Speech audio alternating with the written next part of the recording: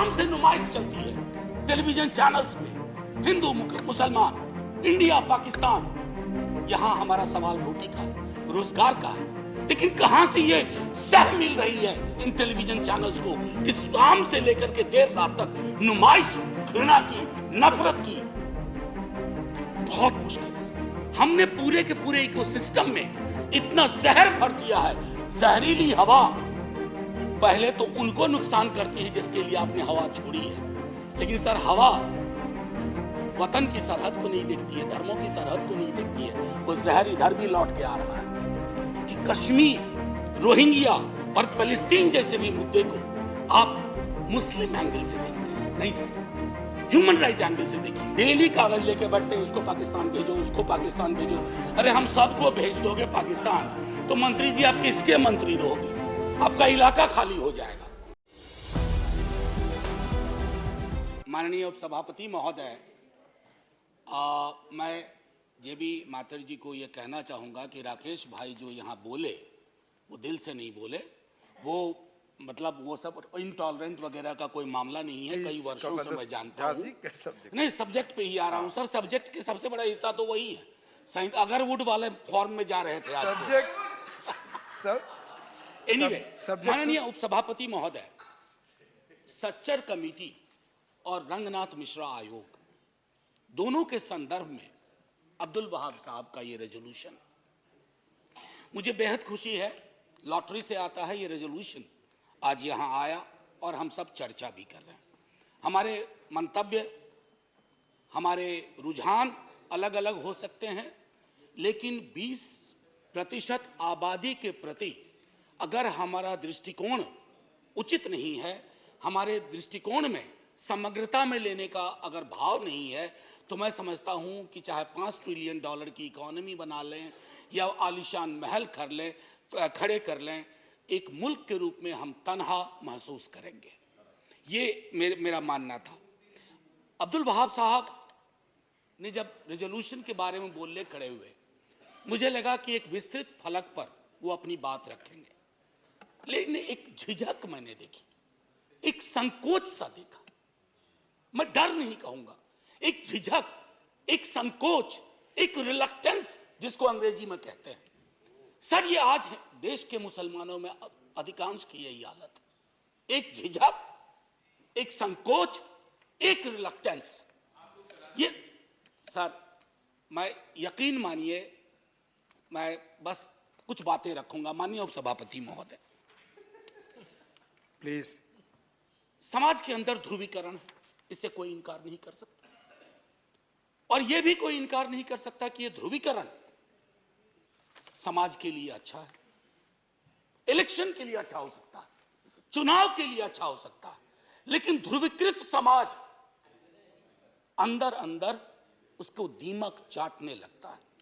अड़ोस पड़ोस देख लीजिए, जो मजहब के नाम पर मुल्क बने, आज उनकी क्या हालत है। अरे वो तो एक भी नहीं रह पाए, भाषा मजहब पर भारी पड़ गई। बांग्लादेश का जन्म हुआ। हमारे यहां जो परिस्थितियां सर उठा रही हैं, उन सर उठाने वाली परिस्थितियों पर कब्जा करना होगा, क्योंकि हालात आज ये हो गए हैं माननीय सभापति महोदय कि हम कपड़ों से पहचानते हैं।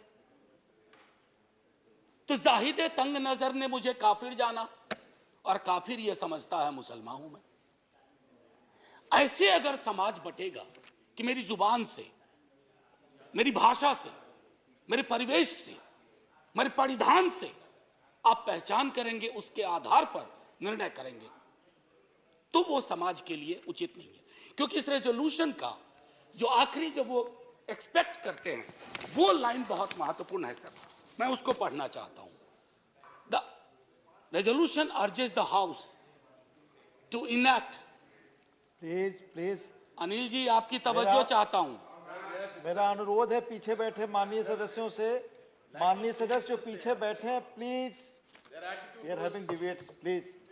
हाँ, बोले professor Jha. Sir, to enact a legislation for prevention of atrocities against minorities of the country so as to build confidence amongst Muslims who were vulnerable।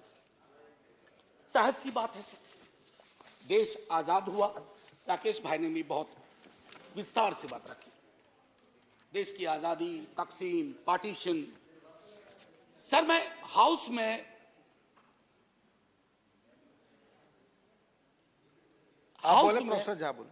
Sir असल में क्या है ना, मेरे अंदर का या राकेश भाई के भी अंदर का शिक्षक मरा नहीं है, तो अक्सर हम जब बोलते हैं जी सर, आप सिर्फ आपको मैं छात्र तो मान ही नहीं सकता मैं तो आपके मैं सिर्फ ये कहना चाहता था, देखिए ना तारतम्य भी टूट जाता है कि वो जो पार्टीशन का वक्त, और मैं अक्सर लोगों से कहूंगा कि आप कम्युनिस्ट हो, कांग्रेस हो, बीजेपी, जनसंघ के लोग हो, निर्दलीय हो, फ्री थिंकर हो, लास्ट फेज जो प्यारेलाल जी की है, बापू की जिंदगी का लास्ट फेज, सर उसको पढ़ा जाए।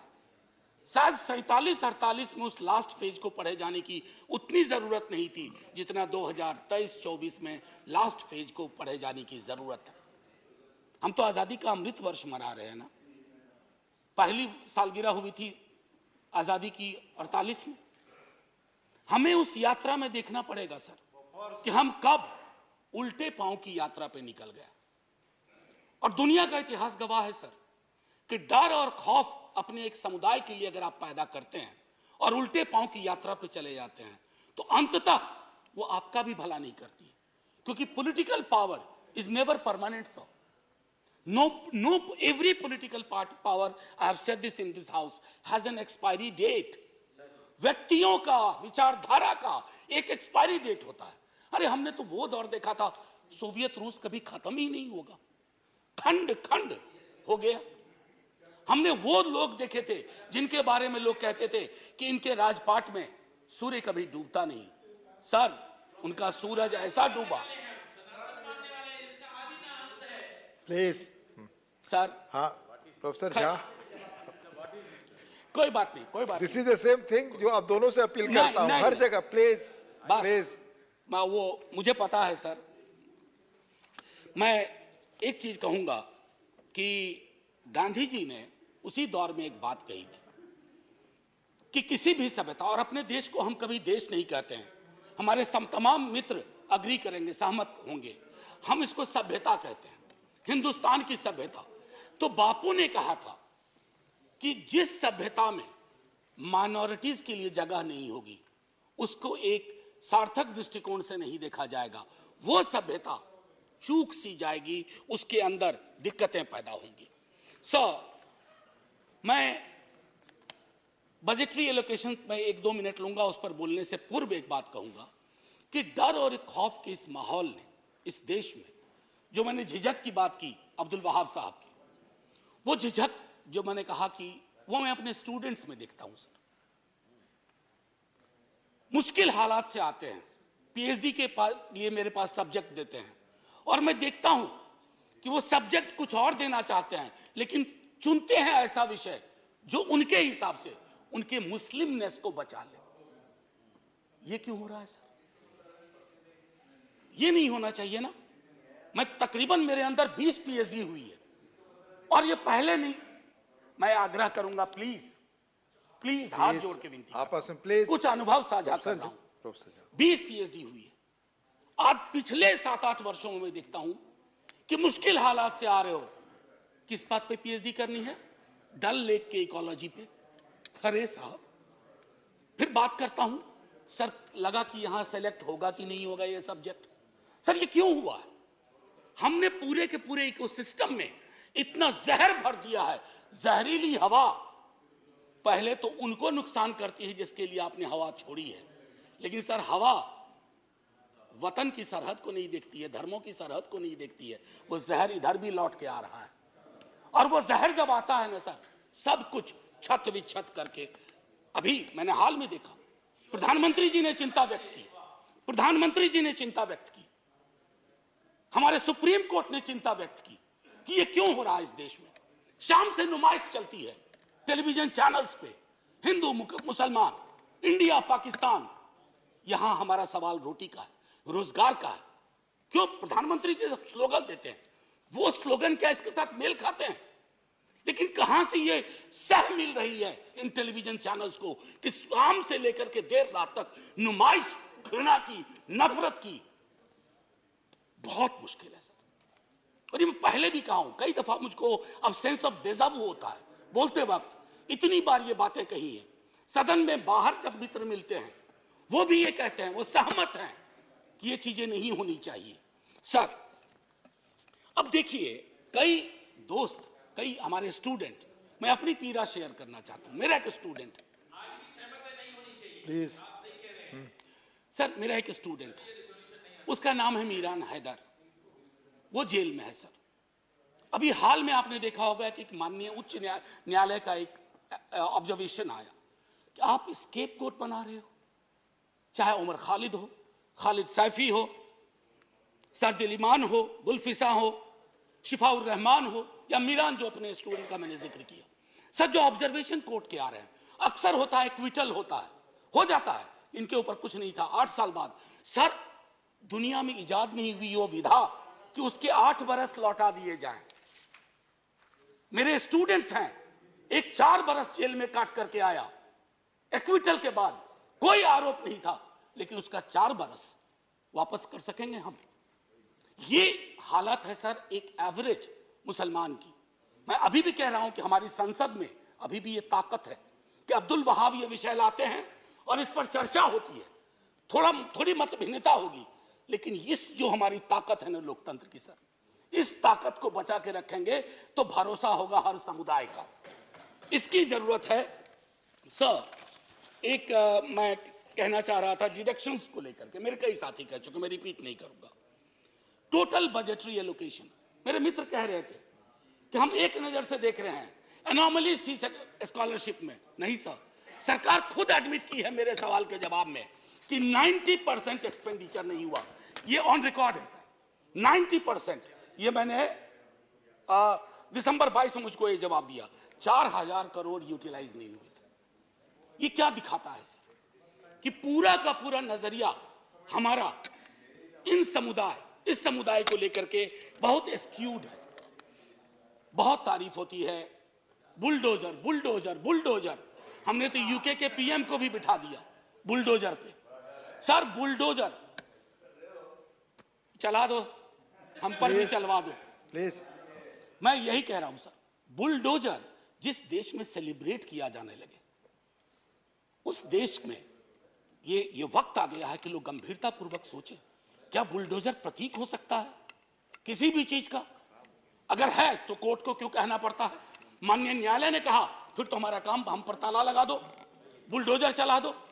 और किसी को बुलडोजर बाबा के नाम से सेलिब्रेट किया जाता है।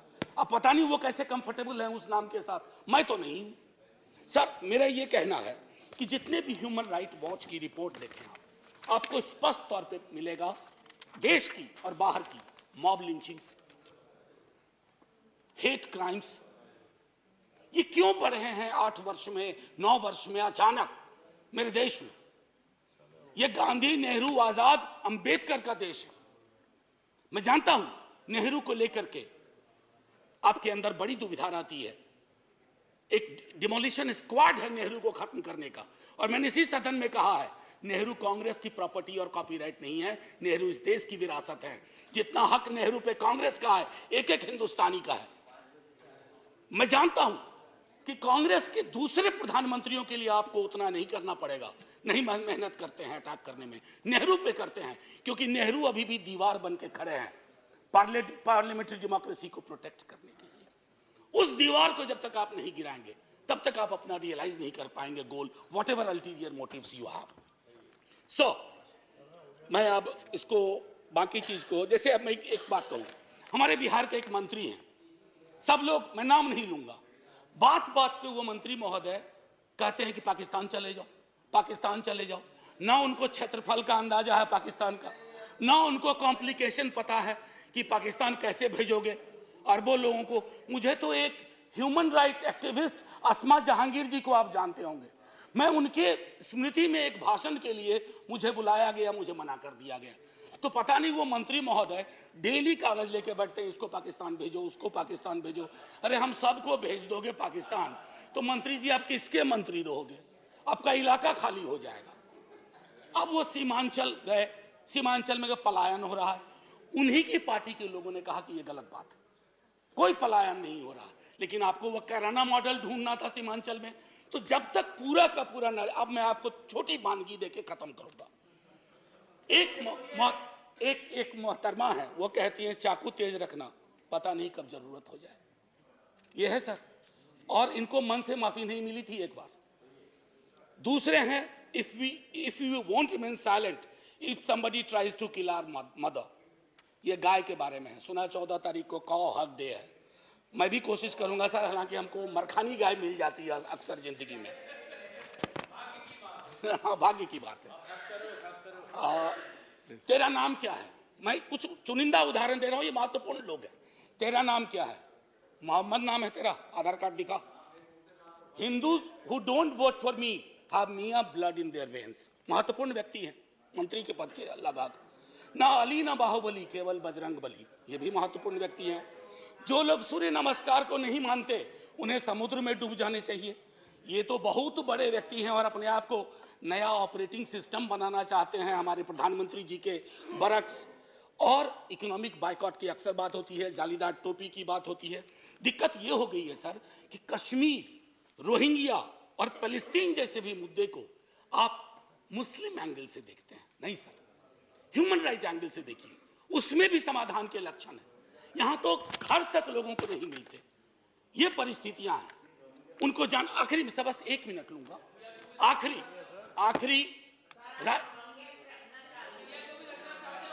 मैं